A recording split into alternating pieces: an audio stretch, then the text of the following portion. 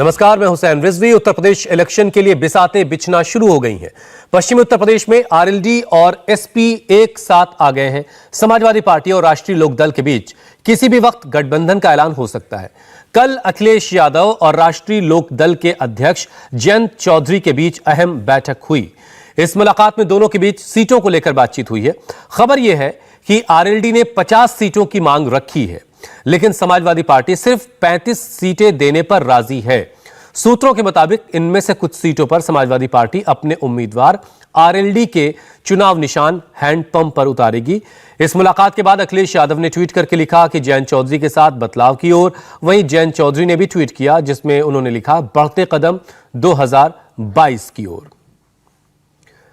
तो बहुत जल्द समाजवादी पार्टी और आरएलडी के बीच गठबंधन का ऐलान हो सकता है। जयंत चौधरी विधानसभा चुनाव में समाजवादी पार्टी से 50 सीटों की मांग कर रहे हैं, लेकिन अखिलेश यादव आरएलडी को इतनी सीटें देने के मूड में नहीं है। अखिलेश यादव ने 35 सीट देने पर अपनी सहमति जता दी है। सूत्रों के मुताबिक इनमें से कुछ सीट पर समाजवादी पार्टी के उम्मीदवार आरएलडी के चुनाव चिन्ह हैंडपंप पर चुनाव लड़ेंगे। और इसके बाद दोनों नेताओं की तरफ से ट्वीट भी किया गया। अखिलेश यादव ने भी ट्वीट करके इसे एक अच्छी खबर बताया और जयंत चौधरी ने भी इसको लेकर के ट्वीट किया और लिखा कि बढ़ते कदम 2022 की ओर। आपको दिखाते हैं जाटलैंड की 145 सीटों पर किसका दबदबा ज्यादा है, किसका जोर है।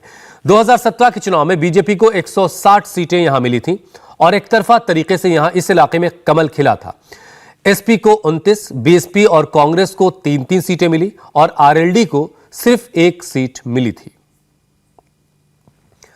अखिलेश यादव इस बार इन इलाकों के हिसाब से जातिगत समीकरण बैठाने की कोशिश कर रहे हैं। पूर्वांचल में राजभर जाति का प्रभाव है, तो वहां ओम प्रकाश राजभर के साथ अलायंस। अखिलेश यादव को लगता है कि पश्चिमी उत्तर प्रदेश में किसान आंदोलन की वजह से जाट बीजेपी से नाराज है, इसलिए उन्होंने जयंत चौधरी से हाथ मिलाया है।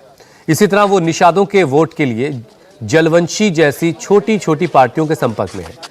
चाचा शिवपाल भी साथ आएंगे।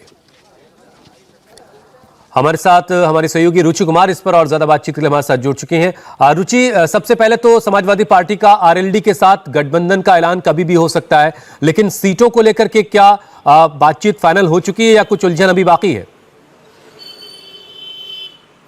देखिए, कहीं थोड़ा सा कुछ उलझन बाकी है, लेकिन समाजवादी पार्टी और आरएलडी के सोर्सेस कह रहे हैं कि ये गठबंधन और सीटों का बंटवारा लगभग तय हो चुका है। कुछ सीटों पे अभी बातचीत चल रही है, लेकिन बहुत जल्दी इसका भी ऐलान कर दिया जाएगा। क्योंकि आप अगर देखेंगे यूपी की पॉलिटिक्स, तो जयंत चौधरी हो या अखिलेश यादव हो, दोनों को ऐसा लग रहा है कि एक दूसरे के लिए दोनों होना ज़रूरी है।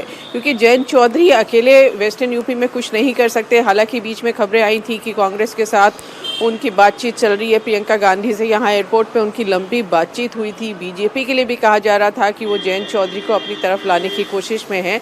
लेकिन अब ये करीब करीब साफ हो गया है कि सपा और आरएलडी 2022 के विधानसभा चुनाव में साथ होंगे।